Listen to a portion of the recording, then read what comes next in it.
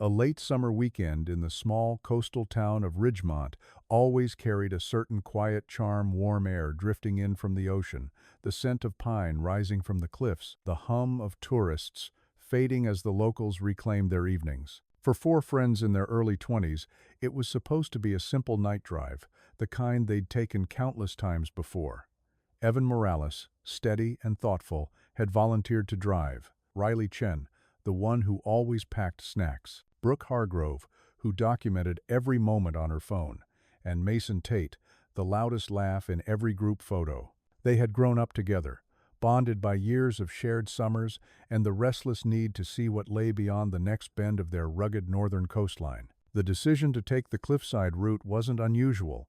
It was the road they'd used when they needed to talk, or clear their heads, or waste time in the kind of way that only people who trust one another completely can afford to. No one had any reason to think this night would be different. But by the next morning, it would become a date burned into their family's memories, a day marked by silence, unanswered calls, and a growing dread that none of them dared voice out loud. The last confirmed sighting of the group came not from eyewitnesses, but from scattered gas station security cameras. In the footage, the four of them stepped out briefly under buzzing fluorescent lights, stretching cramped legs, grabbing drinks, moving with the relaxed carelessness of young adults who assume time is on their side. Evan held the door for Brooke as she rejoined the group, her hair tied back, her expression bright even in the grainy recording. Riley walked ahead, turning to say something that made Mason laugh, his head thrown back in a way that felt full of life, full of future. To investigators reviewing the footage later, nothing seemed strange. No arguments, no tension, no hurried movements, just four friends heading toward the winding cliffs without the slightest indication that this would be the final time they were ever filmed alive. As they pulled onto the coastal highway, their headlights joined the ribbon of light that wound along the mountainside. Locals knew the route well. Sharp turns with minimal guardrails, visibility that could disappear in a heartbeat, and a series of cliffside drop-offs that left even experienced drivers white-knuckled during heavy fog. But it was also beautiful, the kind of beauty that keeps people coming back despite the risks. The Pacific stretched out endlessly on one side, waves slamming into rock walls that had been shaped by centuries of storms. On the other, towering pines swayed under the weight of salt and wind. For years, the four friends had used this drive as an escape from the pressures of classes, jobs, and responsibilities that always felt just a little too heavy. It became their place of reset, their ritual. And so, on a Friday night in late August, at about 10:13 p.m., their car's taillights were last captured, heading up the mountain pass. After that, the darkness swallowed them whole. When they didn't return the next morning, families began with the usual reassurances. Maybe they overslept, maybe they camped out spontaneously, maybe they decided to spend the night at someone's cabin. But as hours passed without a single text, call, or social media update, worry began to sink in. Evan always checked in with his mother after long drives. Brooke's phone never stayed silent this long. Riley's sister sent messages that went from teasing to frantic. Mason's father drove to his son's apartment complex, knocking on the door until a neighbor confirmed the car was gone. It didn't take long for parents to reach one another, piecing together that all four were missing, and by mid-afternoon, the police were notified. What started as a handful of unanswered calls quickly grew into the beginning of a nightmare no one could escape. Search teams were deployed within hours. Officers drove the same coastal road the friends had taken, scanning for signs of fresh impact, broken guardrails, skid marks, anything that might suggest the car had veered off. But every turn looked intact. The ground near the edges showed no fresh breaks or disturbed soil. If the group had gone off the cliff, the terrain gave no indication. The absence of evidence didn't ease anyone's fears. If anything, it made the situation feel more deliberate, more controlled, as if the road itself had swallowed their tracks. Helicopters scanned the coastline, following the jagged lines where rock met water, hoping to spot debris. But the sea below churned with whitecaps, swallowing the surface in chaos, leaving nothing floating, nothing caught against the rocks. Investigators interviewed workers at the gas station where the footage came from. Cashiers recalled the group faintly, four young adults, polite, flashing easy smiles. No arguments, no concerning behavior, nothing that hinted at danger. One worker, after repeated questioning, admitted seeing the green sedan pull out and merge onto the highway. He thought nothing of it at the time. Days later, he would say he wished he had watched a little longer, that maybe he could have noticed something unusual. But his memories were vague, blurred by routine and time. When the first 24 hours passed without a trace, investigators shifted their thinking. A simple accident should have left behind evidence: broken rails, tire marks, debris drifting in with the tide. The fact that they had found none introduced darker possibilities. Foul play, a staged disappearance, the involvement of someone the group might have trusted. Rumors spread quickly through the town, whispered in grocery store aisles, murmured in diners, drifted in and out of late-night conversations. Some believed they had been carjacked at a rest stop. Others suggested they may have taken a wrong turn toward a remote logging road. But with no sightings, no digital footprints after 10:13 p.m., and no communication from any of the four, every theory felt like a guess in a widening void. As investigators dug into their backgrounds, they found nothing to suggest any of them wanted to run away. Evan had just received a job offer he was proud of. Brooke had been planning a photography exhibit. Riley was saving for graduate school. Mason had a new apartment and was finally settling into a stable routine. There were no signs of financial trouble, relationship issues, depression, or criminal involvement. They were responsible, connected, and grounded young adults. It didn't make sense for them to vanish willingly, not together, not without warning. The search expanded along the coastal stretch for miles. Volunteers walked steep trails with flashlights and radios. Boats scanned coves, harbors, and underwater shelves. Divers attempted sweeps, but steep drop-offs and powerful currents limited what they could do. Despite every effort, the investigation returned the same answer: nothing. No car, no debris, no clothing, no evidence of violence, not even a broken branch that might indicate a deviation from the road. It was as if the four friends had driven into thin air. By the end of the fifth day, investigators admitted privately that the case made no logical sense. In missing person investigations, something always surfaces: an object, a trail, a witness who saw something useful. But this time, every lead died before it began. Families held on to hope, telling themselves the group might be stranded somewhere, waiting to be found. But as the sun set each night, fear crept in deeper, sinking into conversations that grew quieter and shorter, until words were replaced by long, heavy silences. The lack of physical evidence created a haunting contradiction. If they had crashed, the wreckage should have appeared. If they had walked away from the vehicle, they should have been found in the surrounding forest. If they had been abducted, someone should have seen something on a road used by late-night fishermen, truckers, and campers. But the night they vanished, the coastal stretch had been unusually quiet. No fishermen recalled passing a green sedan, and marine patrol logs showed no reported sightings of headlights drifting off the cliff. Even the fog reports from that night were inconsistent, with some areas clear and others blanketed so thickly that visibility was reduced to a few feet. Investigators wondered if the group had entered one of those pockets, blind to what lay ahead, unaware that they were driving into the moment that would define the next 6 years of their families' lives. By the end of the first week, the search officially widened to a multi-county effort. Flyers went up everywhere. The car's license plate was broadcast statewide. Interviews were conducted with anyone who had driven the coastal route that night. Tips trickled in but led nowhere. No one had seen the green sedan after the gas station footage.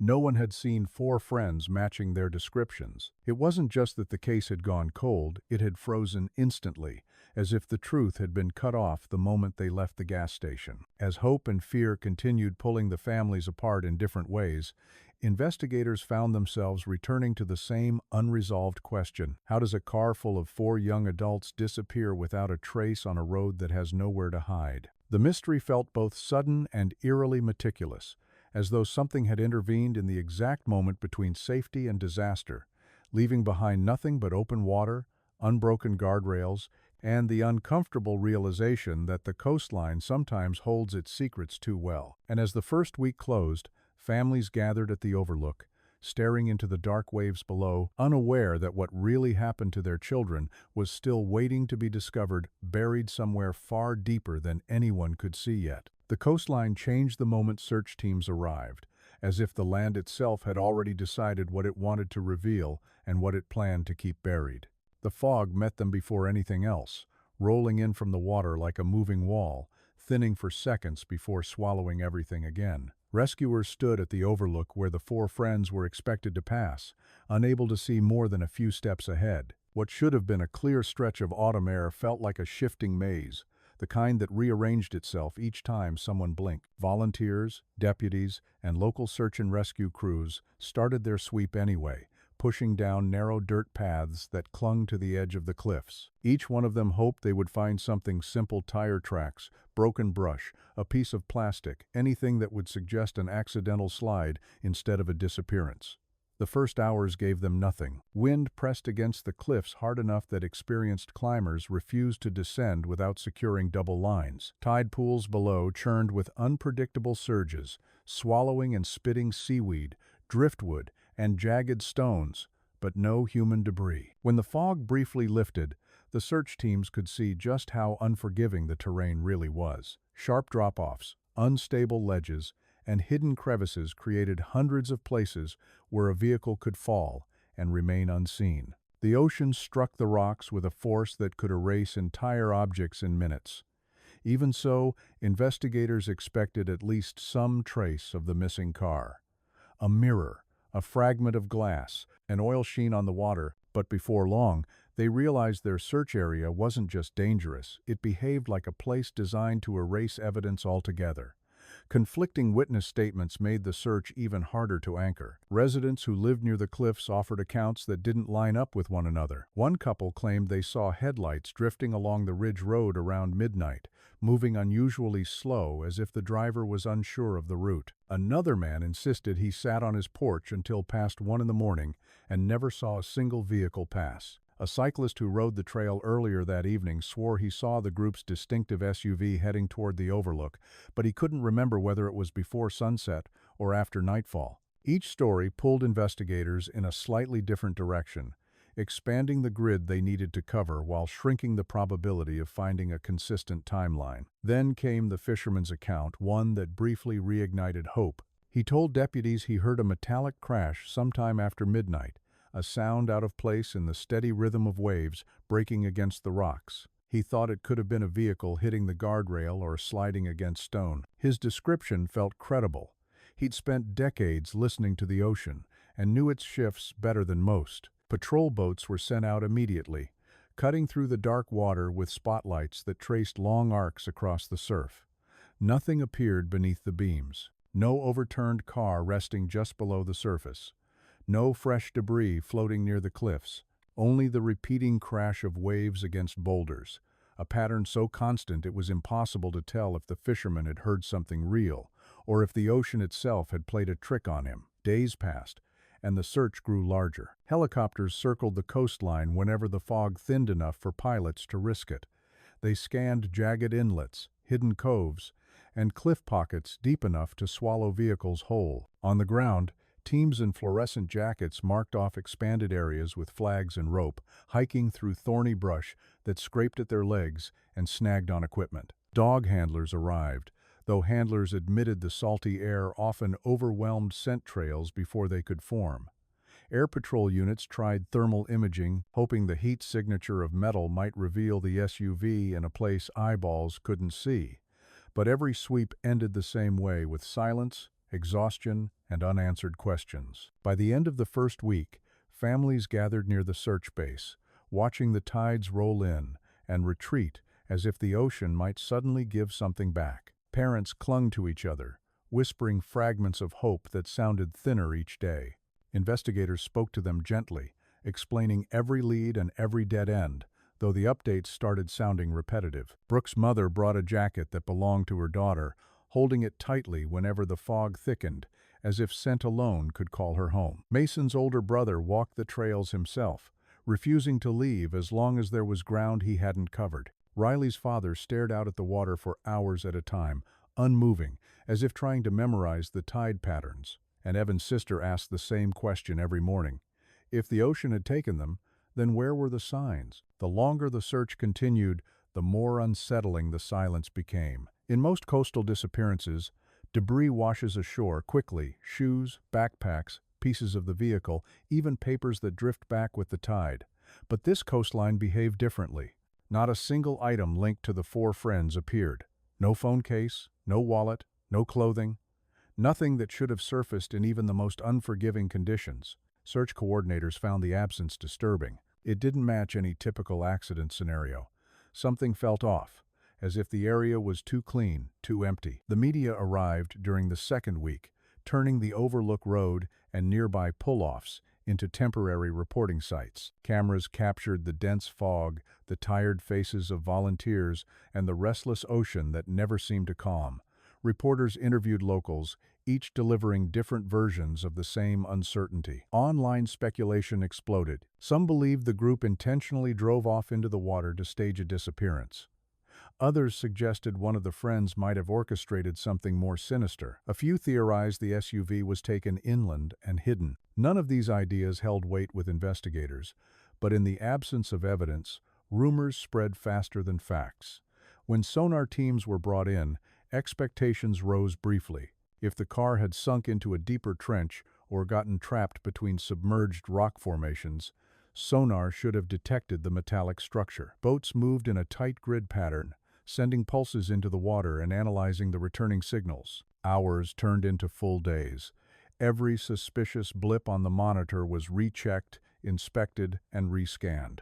But the results stayed painfully consistent. No large object resembling a vehicle lay beneath the surface. The readings showed only natural formations, nothing man-made.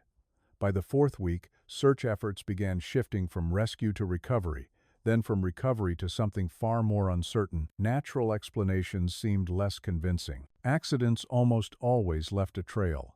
Yet here, nature had either destroyed every trace with uncanny precision, or the disappearance had not been an accident at all. Investigators revisited the last confirmed footage of the group, the gas station cameras that showed them laughing, joking, unaware of anything unusual. Their route after that footage remained a mystery. GPS data proved unhelpful. The SUV's signal never pinged again. There were no ATM withdrawals, no phone activity, no digital footprint. It was as if the road swallowed them whole the moment they left town. Families struggled with the quiet. They wanted anything to grieve with, or fight against, or hold on to. The lack of answers felt worse than tragedy. It created a space where hope and dread battled constantly, neither strong enough to win. Investigators, who had spent years dealing with difficult landscapes and unpredictable outcomes, admitted privately that this case felt different. The cliffside routes were dangerous, yes, but not unknowable. The ocean was powerful, but not perfect. Evidence should have surfaced. Something should have cracked open the timeline. Yet everything remained suspended, as if the coastline itself had signed off on the disappearance and refused to provide a single clue. When the official search was scaled down, it didn't feel like closure. It felt like a pause forced by exhaustion and impossibility. A small team remained on rotation, checking the shoreline periodically and reviewing any new reports from boaters or hikers. But the intensity of the early days faded. Media attention slipped to the background. The story, once gripping the entire region, became another unsolved case, drifting out of public view. Only the families kept returning, walking the trails, watching the tide pools, replaying the last known hours of their children's lives over and over. And still, nature revealed nothing. The case settled into an uneasy silence, a place between logic and something harder to name. Investigators continued to wonder whether they were battling the cruelty of the landscape or the precision of human design. As time passed, a quiet suspicion grew. Perhaps the reason no evidence surfaced was because someone had made sure it wouldn't. That lingering thought, dark, subtle, and persistent, would eventually pull the case out of its standstill when a new clue emerged far from the coast, one that didn't come from nature at all, but from the kind of human oversight no one expected. The mystery was no longer just about what the coastline had swallowed. It was about what someone might have hidden, For 6 years, the disappearance of Evan Morales, Riley Chen, Brooke Hargrove, and Mason Tate lived in the coastal towns like a ghost story everyone claimed to know, but no one could explain. It lingered in conversations at roadside diners, beneath the hum of neon signs, in the quiet exchanges of fishermen loading their gear before sunrise. People didn't speak of it dramatically. They spoke of it with a kind of tired acceptance, as if the ocean had made a decision no human could overturn.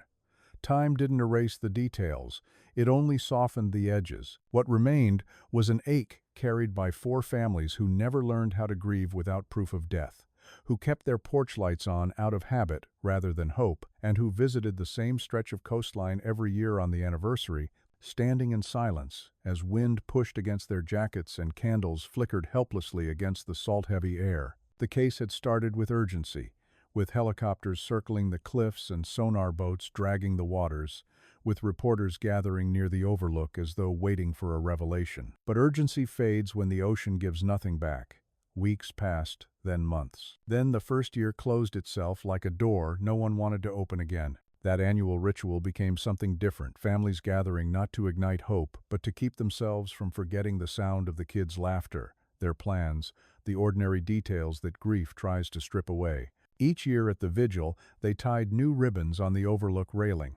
Bright colors at first, then muted ones, then whatever the store had. And on days when the fog rolled in thick enough to erase the horizon, parents swore it felt like the sea itself was reminding them how small they were, how powerless, how foolish it was to demand answers from something so deep and disinterested. Online communities tried to fill that void with theories. Strangers who had never stepped foot on the coastline drew maps, analyzed tide schedules, and built timelines from blurry gas station photos and posted sightings that were never confirmed. Forums dissected every rumor, secret coves, hidden roads, boat ramps used by smugglers, the possibility they'd been followed, picked up, or forced off the road by someone who knew the area better than they did. But every theory required stretching something beyond what evidence supported.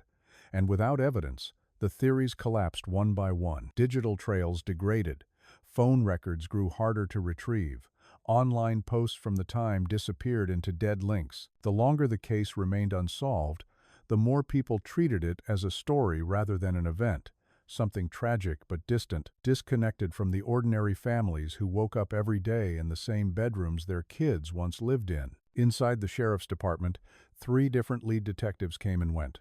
Each started with determination, convinced they would be the one to finally break the silence the ocean had held for so long. But enthusiasm collided with reality. The cliffside was treacherous, constantly reshaped by storms.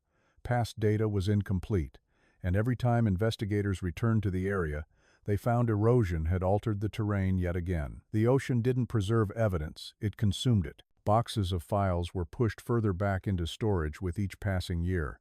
Dust clung to them, gathering not just on the folders but on the hope that anyone might one day reopen them. And yet one man did. Callum Hayes had no official role in the case, but his connection to the sea was older than most people in town. He'd been diving since he was 15, long before he understood how fast water can take something from you. When his nephew died in a coastal accident 12 years earlier, swept from the rocks during a sudden swell, Callum had spent months searching for answers, even after the official investigation closed. The family told him to stop, to accept the tragedy, but he couldn't. He learned tide cycles the way some people memorize prayer verses. He tracked storm patterns, made notes about underwater shelves, and studied bathymetric maps until his eyes blurred. Loss had carved something permanent into him, and he carried that wound quietly, like a weight he no longer questioned. So when the 4 friends vanished, Callum watched the investigation unfold from a distance, noting every place the search teams looked and every place they didn't. He paid attention to the fishermen talking about sudden currents near the northern drop-offs, to old-timers who mentioned a submerged canyon most sonar teams avoided because the rock walls interfered with returns. He listened carefully to details people dismissed, like the sound a fisherman heard that night, described only as something heavy striking metal. It was vague, unreliable, but to Callum, it wasn't meaningless. Experience had taught him that water can distort sound in unpredictable ways. Something striking metal could be a buoy, a drifting container, or something falling against submerged debris. It wasn't proof of anything, but it was enough to keep him wondering. Years passed, and while the families learned to move through their lives with carefully controlled grief, Callum's curiosity gradually hardened into quiet obsession. He began reviewing tide charts from the night the group vanished, cross-referencing them with wind patterns and historical drift models. He studied archive footage of the coastline during storms from that month, noting how waves hit the cliffs at sharper angles than usual. He retrieved underwater logs from regional diving groups who recorded areas dense with kelp or rock formations capable of trapping large objects. His work wasn't official, and no one asked him to do it. It was simply something he couldn't ignore. Some part of him believed the ocean wasn't erasing evidence, it was guarding it. During his dives, he noticed things others didn't.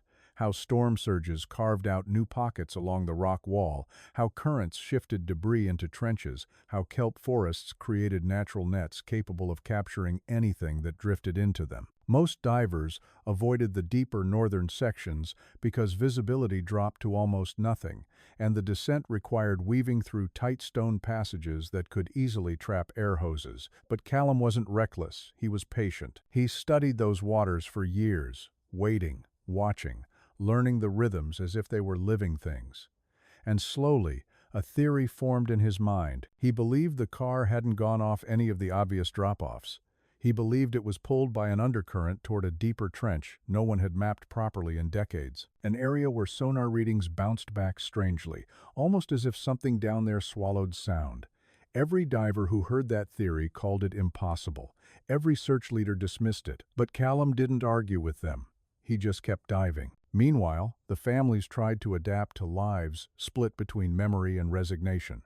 Evan's mother left his bedroom untouched, dust settling over his unfinished sketches. Riley's father kept her surfboard in the garage and wiped the salt from it once a month, even though she hadn't touched it in years. Brooke's sister talked about her in the present tense on some days and switched to past tense on others, depending on how much energy she had left to pretend. Mason's parents placed fresh flowers near the cliff overlook each anniversary, though they never stayed long. It hurt too much to face the wind that reminded them of the night everything went wrong. The sheriff's office occasionally received new tips, but they were usually recycled pieces of old theories or false sightings from people convinced they'd seen one of the friends somewhere far inland. Nothing credible. Every time a lead arrived, someone in the department would open one of the old case boxes, flip through faded reports, and quietly close it again. They all knew the truth. Cases like this usually stay unsolved forever. But Callum didn't believe that, not entirely. There were too many inconsistencies, no debris, no personal items, no signs of impact on the guardrails. It wasn't just the ocean's brutality that bothered him, it was the absence of typical clues. The sea hid things, but it rarely hid everything, and that absence weighed on him every time he reviewed the maps, every time he felt the pressure of the deep water pushing against his suit as he descended. He never said any of this to the families. He didn't want to give them hope he couldn't guarantee. Instead, he kept his thoughts to himself until the 6th year, when an unusually strong late winter storm battered the coastline harder than anything the town had seen in decades. Waves reached the overlook itself, carving out new fractures along the cliffs. Locals found broken driftwood and twisted metal scattered across beaches miles apart, and when the storm finally passed, something shifted inside Callum. He felt it instinctively, the way seasoned fishermen sense a change in the tide before they see it. The ocean had moved something. It had reshaped the floor again. If there was a time to search the trench, this was it. He prepared quietly, reviewing his equipment, checking oxygen reserves, reinforcing lights, and remapping the dive route to navigate the newly carved paths. He didn't tell anyone at first, not until he was certain, only when he stood on the rocky shoreline at dawn, staring out at the restless water, did he allow himself to acknowledge the possibility that 6 years of silence might finally be ready to break. And as he stepped into the cold surf, lowering himself beneath the surface where light disappeared quickly, he carried one belief stronger than any theory he'd built before. The ocean hadn't erased the truth, it had only hidden it. And now, after 6 years of unanswered tides, something deep within those waters felt ready to reveal what really happened to the 4 friends who vanished on their drive into the night. For months, Callum had been moving through the water with the same quiet determination that defined most of his life. each dive a slow exploration of places the original search teams had avoided. He never saw himself as a rescuer, or a detective, or even a vigilante. He was simply someone who couldn't walk away from unanswered questions, not after what had happened to his nephew, and not after spending years watching 4 families age under the weight of a mystery no one else believed would ever be solved. Everything about the case told him the ocean was hiding something, and if that were true, then it was only a matter of time before the sea offered him a glimpse of it. So he committed himself to a new routine. Dive, review, plan, repeat. It became the rhythm of his days, a quiet heartbeat in a life that otherwise felt stalled. His early dives weren't promising. Every section he explored was dangerously turbulent, shaped by crosscurrents that could shift direction without warning. The water near the outer trenches grew murky within minutes, filling with silt that clung to his goggles like smoke. But Callum kept going, sweeping his light across jagged terrain that had been untouched for decades. He found what most experienced divers expected: old ship fragments, rusted metal, pieces of fishing equipment lost in storms long before the missing friends were even born. None of it mattered to the case. Still, he documented them out of habit, marking their coordinates in a notebook that traveled everywhere with him. Every time he surfaced empty-handed, he returned to that notebook and cross-checked his routes, trimming unnecessary paths, creating new ones, ensuring nothing slipped through the cracks. What kept him anchored to the search was a single belief that he could neither prove nor dismiss. If the car had entered the water, it didn't land somewhere obvious. It would have slipped into a place the ocean itself did not easily disturb. A pocket, a trench, a secluded drop-off where the tide couldn't tear the evidence away. But finding such a place on that jagged stretch of coastline was like searching for a particular needle in a pile of needles. Every cliff looked the same. Every underwater formation twisted into shapes that hid deceptive depths. And yet, Callum refused to see the ocean as impenetrable. It moved, it shifted, it revealed. He just had to wait for the right window. The window came in late season, after the winter storms had begun to fade, but before the spring, waters turned unpredictable again. The weather stabilized for nearly a week, an uncommon gift that Callum knew not to waste. He prepared carefully, testing equipment, triple-checking oxygen levels, and mapping a new route targeting an area near the mouth of the bay. The location had always bothered him. It was where 2 currents collided, producing turbulence so intense that most search teams avoided it altogether. Sonar struggled there, sending back distorted readings, and GPS signals frequently flickered out for seconds at a time. That inconsistency was precisely why Callum believed it needed another look. Difficult areas were exactly where a car might hide. The dive began like many others, cold water pressing in around him, the dim blue light fading with every meter he descended. But something felt different this time. The storm weeks earlier had reshaped sections of the seabed, smoothing some areas and carving out others. As he swam toward the trench entrance, the changes became more obvious. Broken rock formations, new sediment trails, and long cracks in the stone walls that weren't there the previous season. Then he noticed something stranger, an elongated depression in the ocean floor, almost like a scar. It was too smooth, too symmetrical to be natural erosion. Callum paused, hovering in the water, studying the shape with his light. It looked like an indentation formed by something heavy that had slid downward at an angle before coming to rest elsewhere. He followed the depression, moving slowly, cautious of loose sediment that threatened to blind him if disturbed. The path narrowed into a steep, funnel-like descent, sharper than anything he'd encountered on prior dives. His light revealed dark stone walls converging into a buried drop-off. This was no ordinary trench. Based on its structure, it looked like a collapsed section of cliff face, a piece of the coastline that had sheared off and fallen into the water years ago. Callum estimated the collapse could have happened months, possibly weeks, before the 4 friends vanished, which meant search teams wouldn't have mapped it.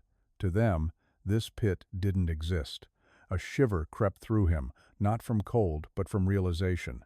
This was the kind of place that could swallow a car whole. The water here was calmer than expected, shielded by the rock walls. If anything had fallen into this depression, it could have remained trapped, buried beneath layers of silt, untouched by currents strong enough to drag debris miles away. Callum descended further, careful not to disturb the unstable ridges near the bottom.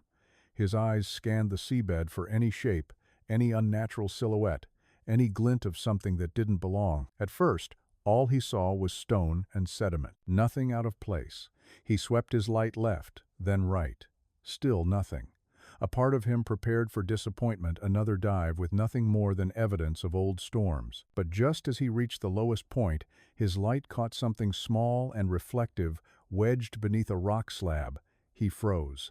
The object was barely the size of a fingernail, but it was unmistakably artificial. A sliver of metal or paint, thin, curved, faintly glossy, even under the murky water.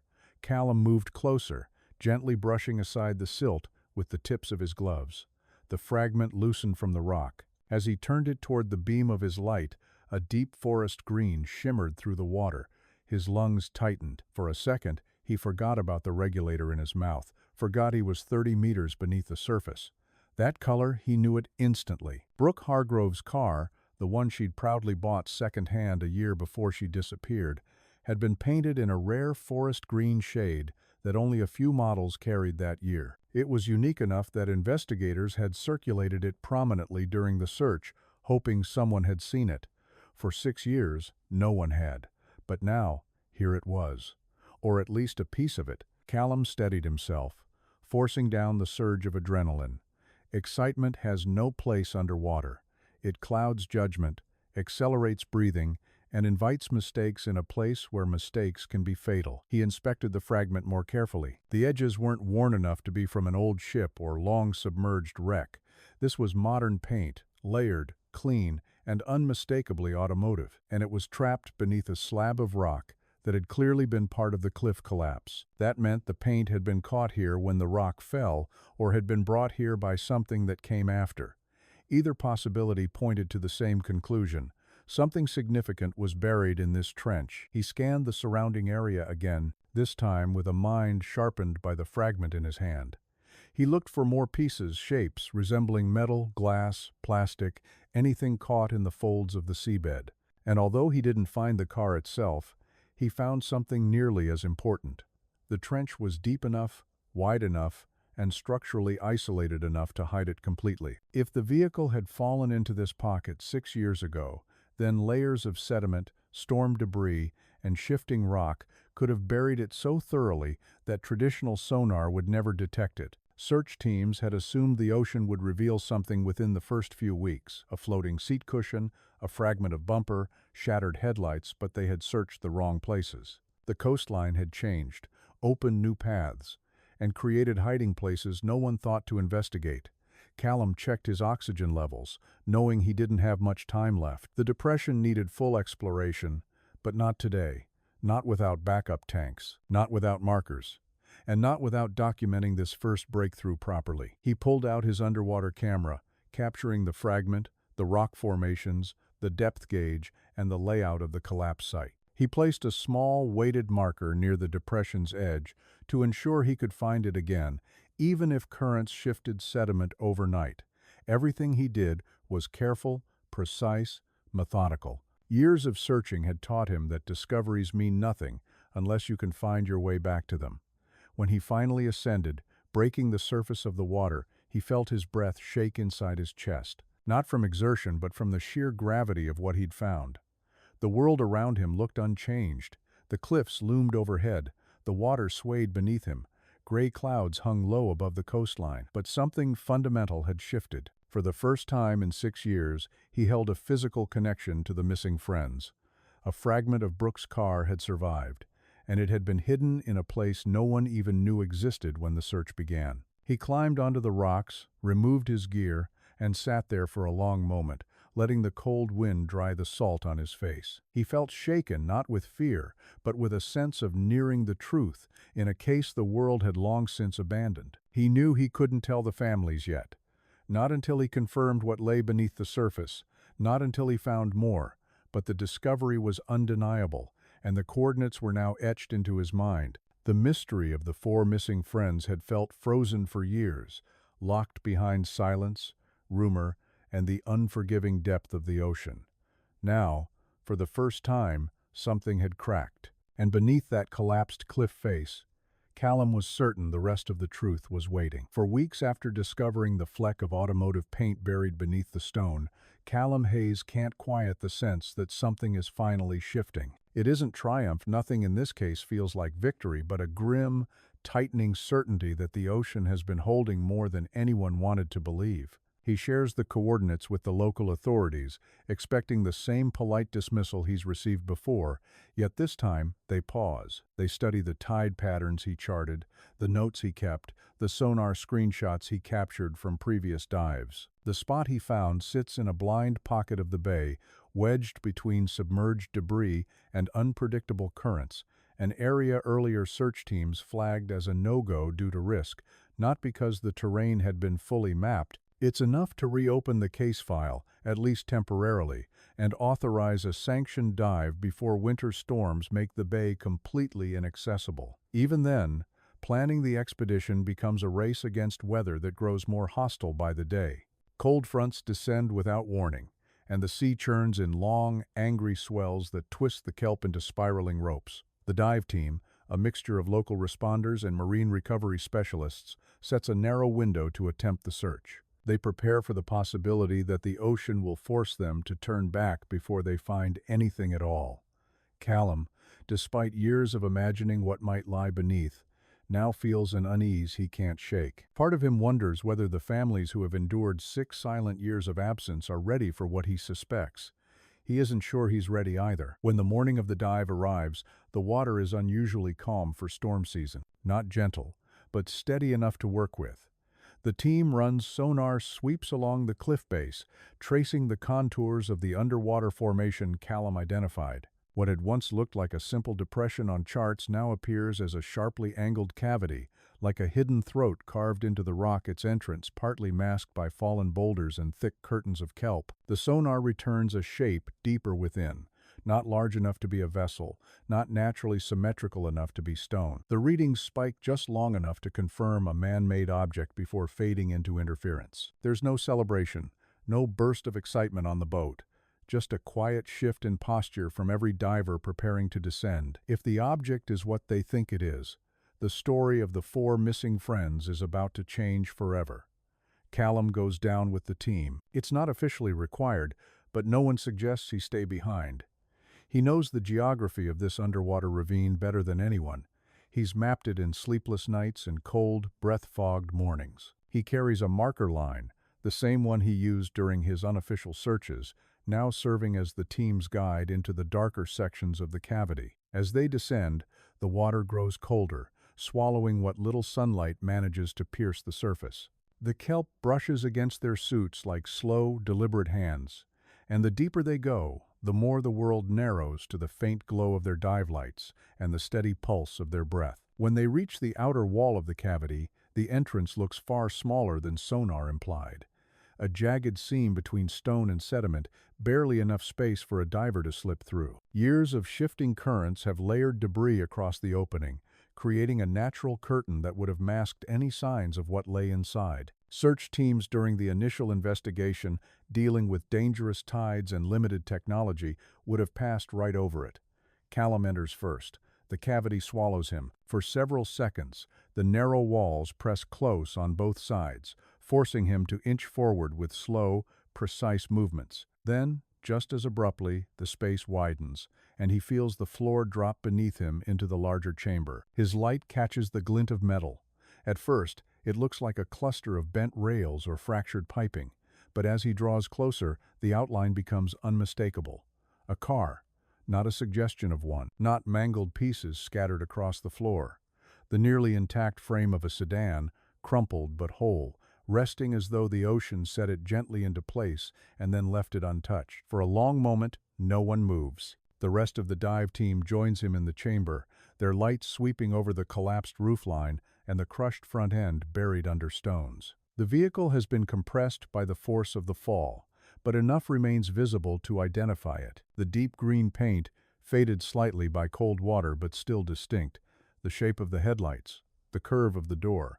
Brooke's car, the same sedan she and her friends were last seen driving the night they disappeared. The interior is partially exposed. Shattered glass floats in tiny fragments along the floor like grains of ice. Kelp threads through the broken windows, weaving itself through the seats.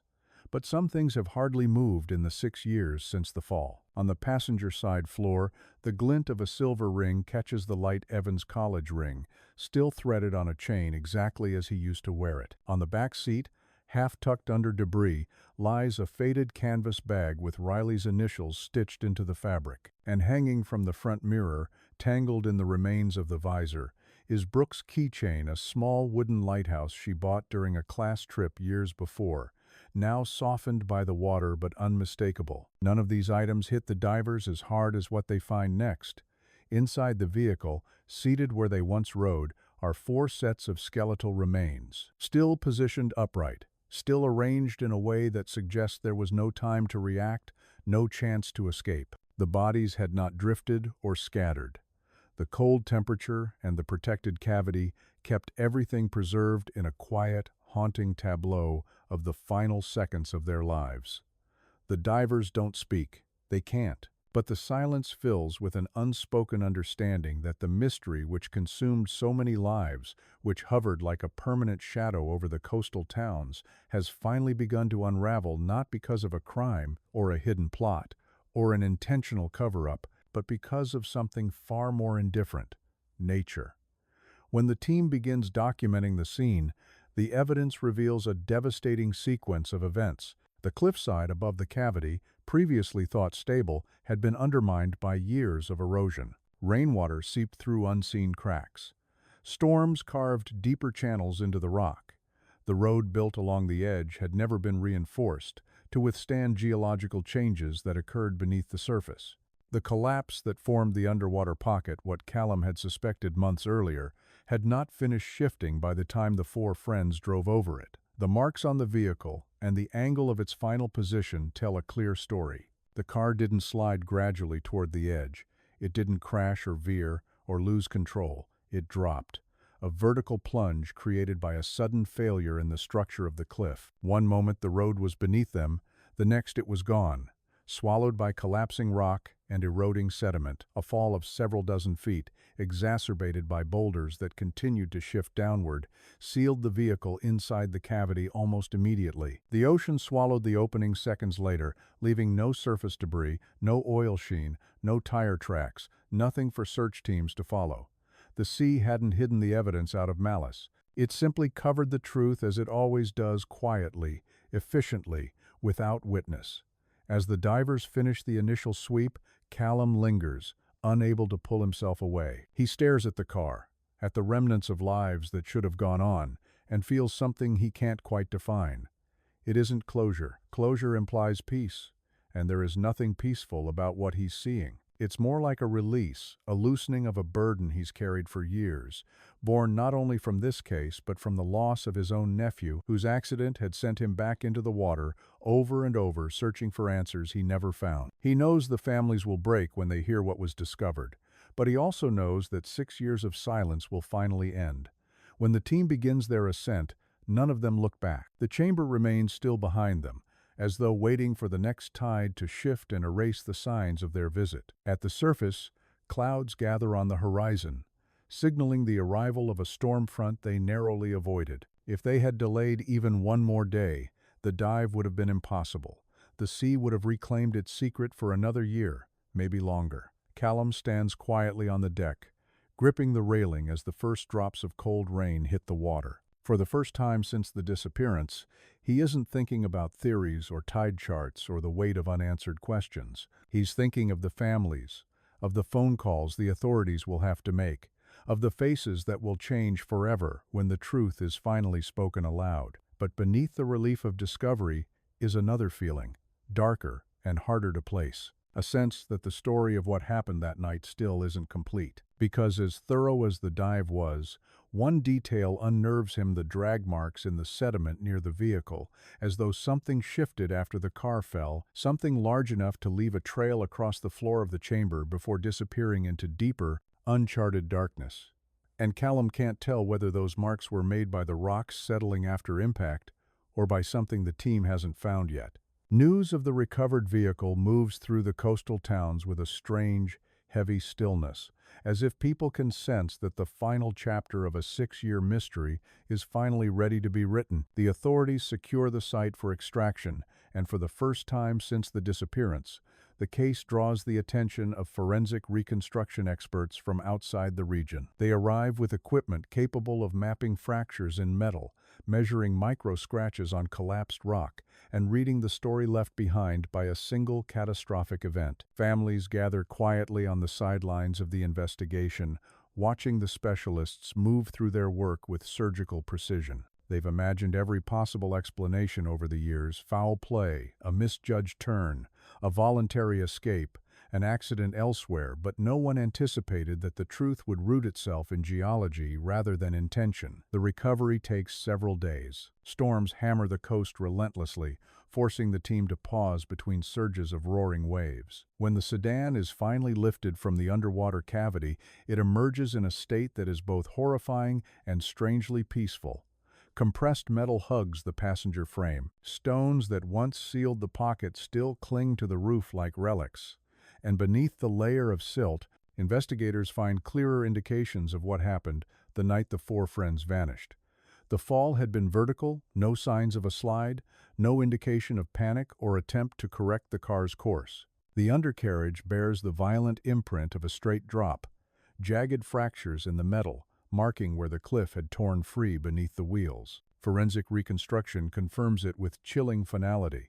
The friends had been on stable ground right up until the second it no longer existed. The county coroner works with geologists and accident analysts to piece together the chain reaction. The road that traced the edge of the cliff had been built decades earlier, laid over bedrock that appeared unshakable. But beneath the surface, drip by drip, storm by storm, the erosion had carved cavities in the stone. Over the years, small collapses occurred deep within the rock face, silent, invisible shifts that weakened the cliff's foundation without leaving obvious signs on the surface. When the four friends drove across that exact point, the last layer holding the road in place gave way like a trapdoor, not with a roar, not with a crack, just a sudden, quiet disappearance of earth where the tires had been a second earlier. There were no skid marks on the asphalt because the car never had a chance to react.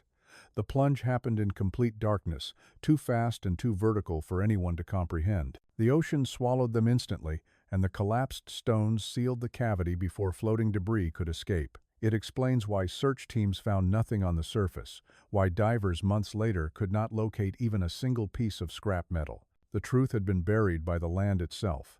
When investigators present their findings, the room falls into a silence that feels almost sacred. The families hold their breath as photos, diagrams, and sonar maps are laid out one by one. The evidence is undeniable. A geological failure predictable in hindsight, preventable with proper maintenance, had erased their children from the world in seconds. The grief that fills the room is different from the grief of the unknown. This grief has edges, shapes, details, a story without speculation. It hurts in a way that forces people to relearn every emotion they've carried for 6 years. The revelation sparks a public reckoning. Old county files, once forgotten, are pulled out of storage and reviewed with renewed scrutiny.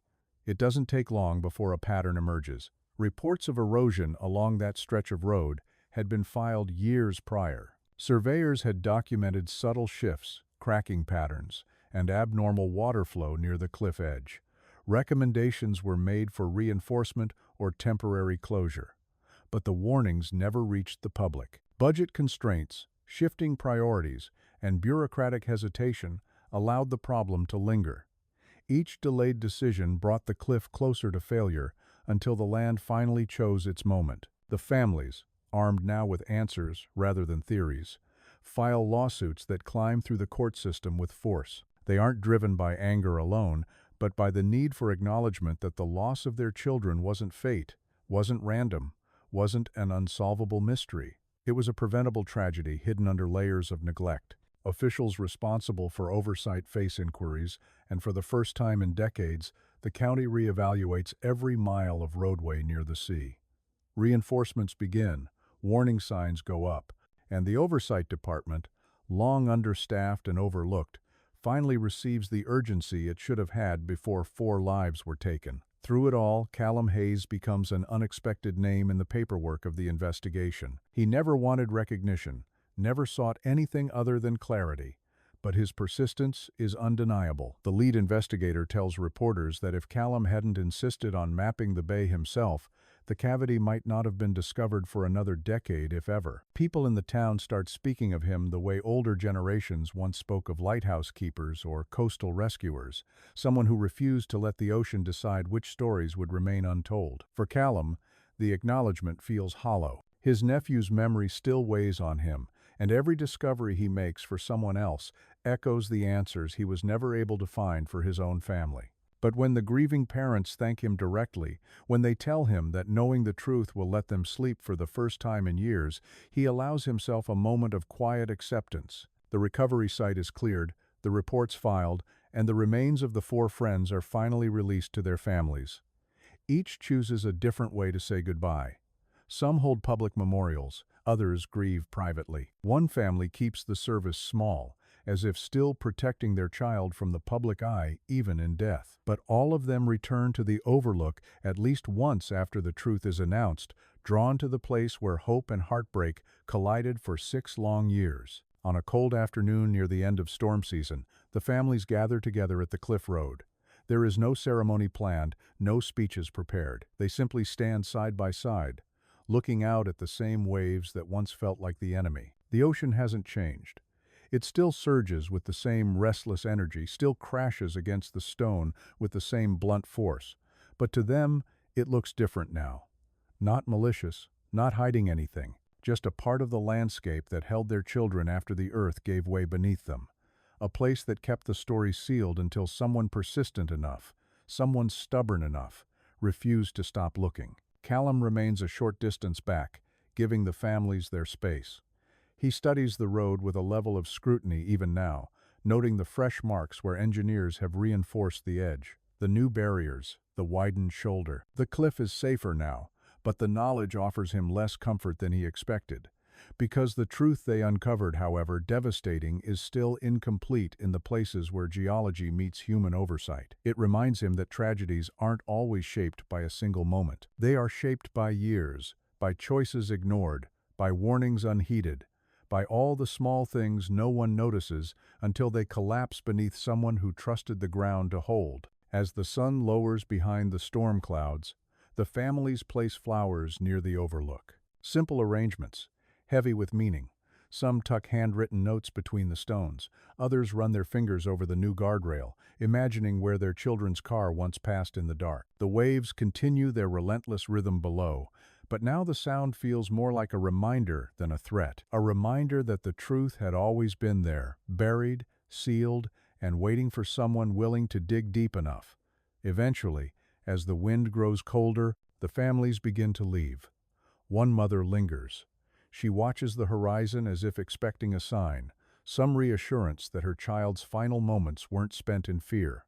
But the ocean gives her nothing, only a vast, indifferent stillness. She wipes her eyes, places one last flower at the edge, and steps back. As the families walk away, Callum notices something subtle near the cliff face, a patch of rock newly exposed by last week's storm, revealing another hairline fracture further down the road. He isn't a geologist, but he recognizes instability when he sees it.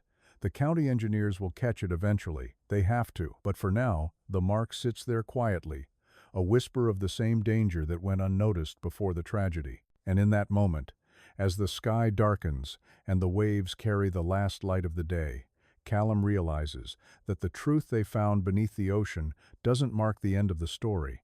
It marks a warning, because the land that took 4 lives once isn't finished shifting.